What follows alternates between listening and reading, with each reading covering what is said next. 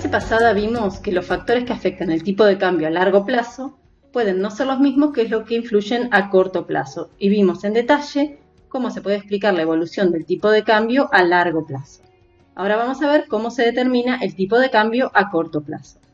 Estos factores, que son las tasas de interés reales y el cambio en las expectativas, se relacionan con la participación de los agentes en el mercado de activos financieros en divisas. Se estima que el 98% del mercado de divisas hoy en día tienen que ver con movimientos financieros o especulativos, más que con el financiamiento de exportaciones e importaciones. En otras palabras, solo el 2% de las operaciones en divisas tienen que ver con el comercio. Entonces, las decisiones de compra y venta de activos financieros son muchísimo más importantes para entender las fluctuaciones de los tipos de cambio que las decisiones de exportación e importación, sobre todo a corto plazo. Dijimos también que las expectativas son una variable central para explicar el tipo de cambio, y una de las más importantes son las expectativas de depreciación o apreciación de las monedas, es decir, la diferencia entre el tipo de cambio hoy y el esperado dentro de un periodo de tiempo. ¿Cómo se forman las expectativas sobre el tipo de cambio esperado? A partir de los factores que explican el tipo de cambio a largo plazo que vimos en la clase anterior. Vemos entonces que las predicciones que se hacen sobre el tipo de cambio a largo plazo son también importantes a corto plazo. Pasamos entonces a estudiar la demanda de activos en divisas, como depósitos, bonos o acciones. Esta demanda, así como la demanda de otros activos como propiedades o cualquier otra forma de mantener la riqueza, depende básicamente de tres factores.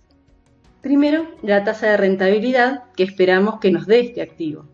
Es esperada porque al momento de decidir sobre una inversión no sabemos cuál va a ser su valor final.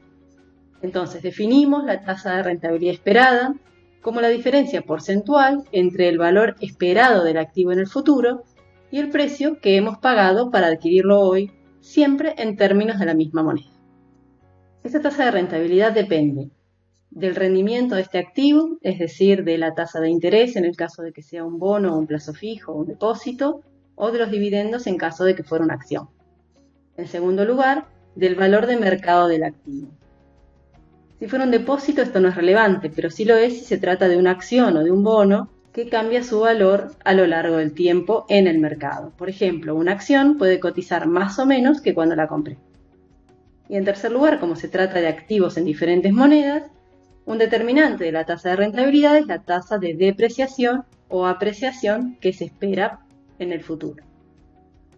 Y aún más importante que la tasa de rentabilidad esperada es la tasa de rentabilidad esperada real, es decir, la que se calcula expresando los valores de los activos en función de una cesta de bienes representativa de los productos que los inversores van a querer adquirir.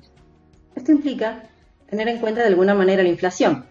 Por ejemplo, imaginemos que quieren comprar un bien, por ejemplo una guitarra que cuesta 10.000 pesos.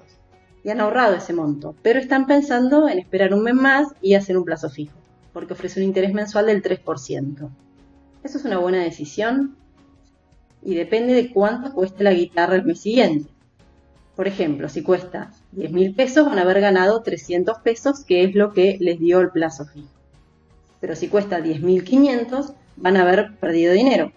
Imaginemos que la guitarra dentro de un mes cuesta 10.500 pesos. Entonces, la tasa de rentabilidad que obtuvieron por el plazo fijo es de 3% y la tasa de rentabilidad que hubieran obtenido en caso de comprar una guitarra es del 5%. Definimos entonces a la tasa de interés real como la tasa de interés nominal, que es la que nos proporciona el banco, menos la tasa de inflación. Imaginemos que la tasa de inflación fue del 4%, entonces la tasa de rentabilidad real del depósito se puede calcular como 3 menos 4%, es decir, al hacer el depósito obtuvimos una tasa de rentabilidad negativa, mientras que al comprar una guitarra obtuvimos una tasa de rentabilidad real del 1%. Fíjense que en nuestro ejemplo la tasa de inflación afecta a los dos activos por igual. Entonces, la diferencia entre las tasas de rentabilidad nominales, que es 2 puntos porcentuales, es la misma que la diferencia entre las tasas de rentabilidad reales.